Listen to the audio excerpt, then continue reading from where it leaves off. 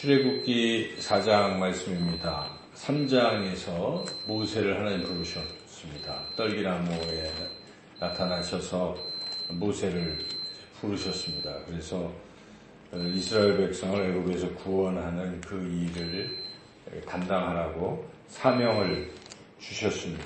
이제 모세는 그 사명을 이제 받아야 됩니다.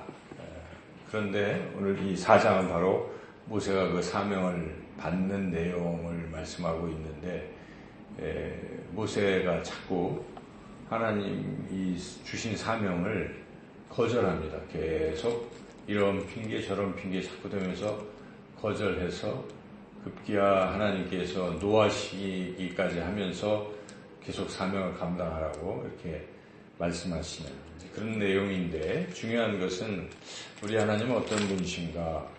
하나님의 일을 하기 위해서는 하나님의 일꾼을 반드시 부르신다는 것이고, 그 일꾼을 부르실 때 하나님께서 모든 과정을 다 세밀하게 준비하신다는 것입니다. 그 일꾼이 일을 할 수 있도록 여러 가지로 이제 준비를 하시는 하나님이시다는 것을 우리가 깨닫습니다. 구체적으로 살펴보면 3장에서는 이제 그 사명을 이제 주셨죠. 내용을 이제 말씀하셨죠. 가서 이제 그렇게 되고, 또 하나 이제 격려까지 해주신 것은 나올 때 애국 백성들이 이스라엘 사람들에게 뭐 필요한 걸 다 그냥 주는 이렇게 나오게 될 것임도 말씀함으로써 그 모세를 이제 격려했죠. 그러니까 이 사명을 꼭 잘 감당해라, 이렇게까지 말씀을 하셨는데, 모세가 이제 핑계를 대는데, 첫째 핑계는 이 사람들이 하나님이 나를 보내셨다고 믿지 아니하면 어떻게 했습니까? 이제 이 얘기죠. 아까 3장에서는 그 하나님이 누군지, 누가 보냈는지, 그분이 누군지 설명하라 그러면 뭐라고, 이름은 뭐라고 하고, 이런 얘기 했다가, 이번에는 그 얘기를 해도 자기를 믿지 않냐면 어떻게 하겠느냐, 이제 이런 얘기를 하죠. 근데 하나님께서 그거에 다 대비를 하셔서 준비를 해주십니다. 그래, 여기 지팡이 하나를, 손에 네가 있는 지팡이, 이제 그 모세가 가지고 있는 지팡이를 놀라운 능력의 지팡이로 바꿔주십니다. 그래서 또 그 지팡이를 한번 던져봐라. 던졌더니 뱀이 됐어요. 집었어요. 그랬더니 다시 지팡이가 되는, 이런 이적할 능력을 이제 주신 것이죠. 평범한 지팡이였지만 그 모세의 평범한 지팡이가 하나님이 함께 하시고 능력이 임하시니까 이렇게 능력의 지팡이가 된 것이죠. 그래서 하나님은 하나님의 일꾼 삼으시고 일을 하실 때는 그가 가진 그 별것 아닌 지팡이도 이렇게 쓸 수 있도록 능력의 지팡이로 하나님이 바꿔주신다는 것입니다. 그래서 우리가 가진 재능과 이런 여러 가지 모습, 가지고 있는 것들이 보잘것없을지라도 하나님이 역사하시면 놀라운 일들이 일어난다. 그러므로 너는 내가 맡긴 사명을 잘 감당해라, 이렇게 하나님 말씀하셨습니다. 그렇게 준비를 해주시는 거죠. 그랬더니 또 약간 그러고 있으니까 하나님 하나를 더 추가적으로 주셨는데, 그것은 네 손을 옷 품속에 한번 넣어봐라. 그랬더니 나병이 됐어요. 다시 품에 넣어라. 넣어서 빼보니까 정상이 됐어요.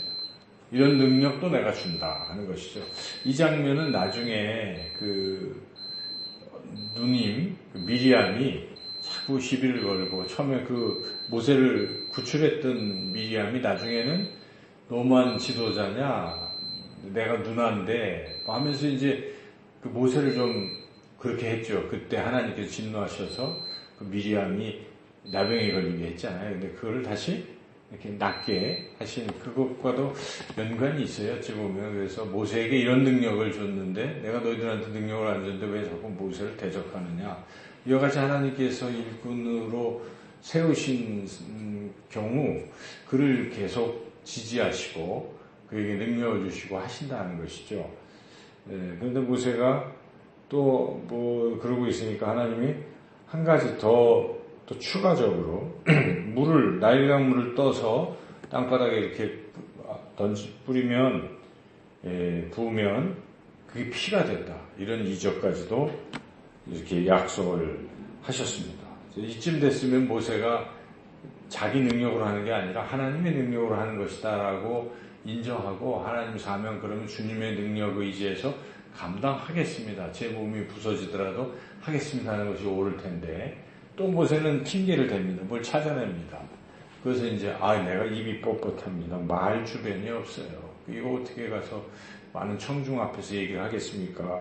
못하겠습니다. 그랬더니 내가 너 할 말 다 가르쳐 줄 테니까 가라 그랬더니 결정적으로 모세 또 거절합니다. 13절을 읽어보겠습니다.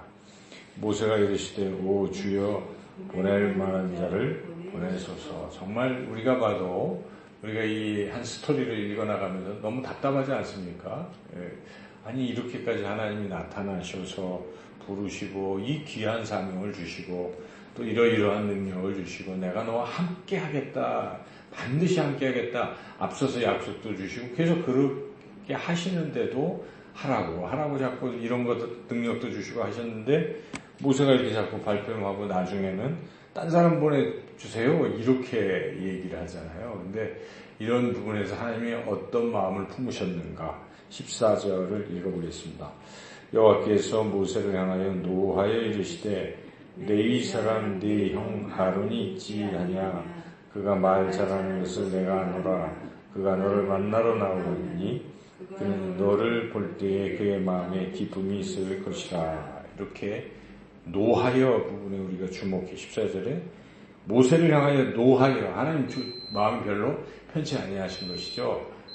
그래서 우리가 주님이 부르실 때 일단 주님이 부르시면 나의 능력 이런 건 상관없습니다. 부르셨으니까 가는 거죠.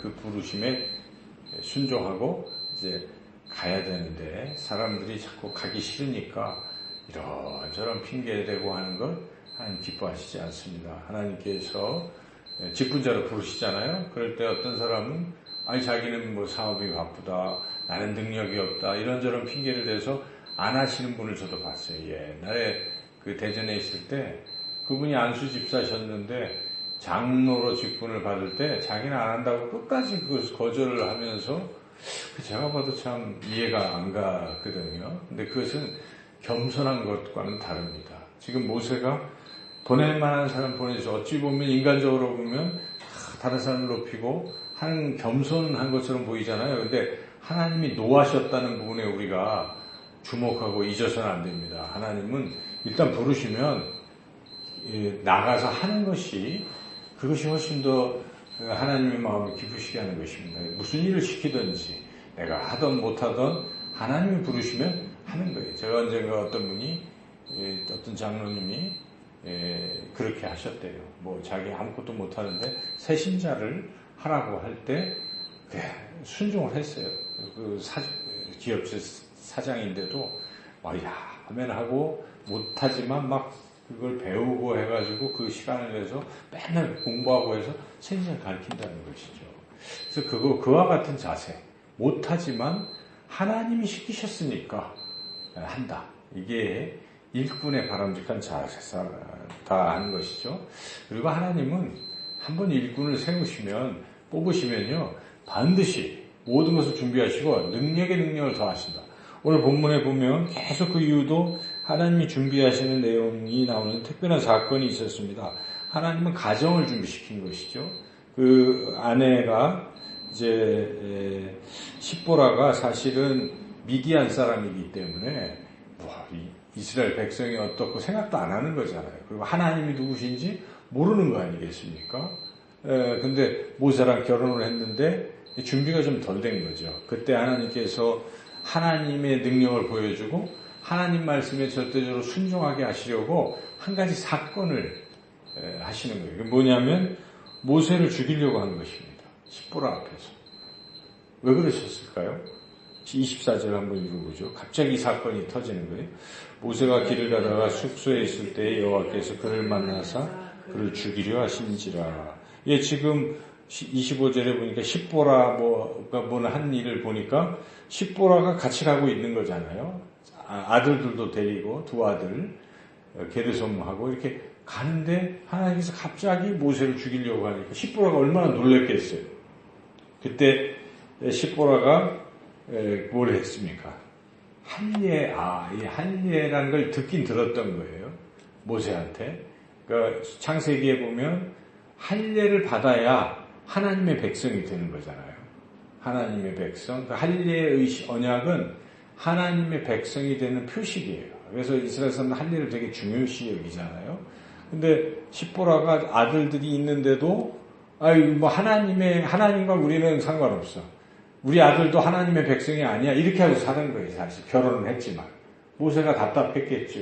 그러니까 하나님께서 친히 나타나셔서 죽인다고 하시니까 아이고 하고 살려주세요 하고 그 생각이 나서 자기 아들들의 그 포피를 위해서 할례를 한 거예요. 그랬더니 이제 하나님이 살려주셨죠. 이 사건으로 십보라가 어떻게 됐겠습니까? 이제부터는 하나님의 백성이 됐습니다. 모세가 하는 일에 이제 절대적으로 순종을 했겠지요. 하나님이 하신 일이니까. 만약에 이 장면이 잘 없었다면 십보라가 사사건건 그럼 뭐하러 하려고 해요? 목회는 뭐하러 하려고 해요? 주의 일은 뭐하라고 하려고 이럴 거 아니겠습니까? 한 가정에 아내가 그렇게 한다든지 남편이 주의 일을 하는데 자꾸 그 배우자가 그래버리면 못합니다. 그죠? 가족이 그러면. 그래서 하나님이 그렇게 역사를 하셔서 그 부분도 준비하셨다는 것입니다. 준비시켜 주신 거예요. 가정도 준비시켜 주시고 능력도 채워주시고 그리고 또 이제 그 애굽으로 가야 되잖아요. 미디안에 있다가. 근데 장인이 안 놔주면 또 이것도 애매하죠. 그런데 하나님께서 장인 이드로의 마음까지도 이렇게 역사하셔서 가라 하고 이렇게 허락하게까지 하셨어요. 이렇게 모든 여건을 하나님 준비하십니다. 그러므로 오늘 말씀을 통해서 우리가 깨닫게 되는 것은 하나님이 나 같은 자를 부르신다면 주의 일꾼으로 부르신다면 우리는 정말 기쁨으로 감사함으로 감격하며 따라가야 됩니다. 그리고 내가 능력이 없고 아무것도 없어도 걱정할 필요가 없습니다. 하나님께서 나를 일꾼을 삼으시고 모든 여건을 허락하신다. 오늘 우리가 찬양을 했지만 나의 죄를 정케 하사 나를 일꾼 삼으신 그 하나님께 내가 헌신하고 충성했다는 것처럼 하나님 우리의 이 더러운 부분도 주의 보혈로 또 정결케 하셔서 쓸만한 그릇을 만드시고 쓰신다는 것입니다. 하나님이 한번 결정하시고 계획하신 것은 반드시 이루시는 하나님이시기 때문에 우리가 안 가려고 또 막 반대로 가는 사람도 있잖아요. 그럼 어떻게 돼요?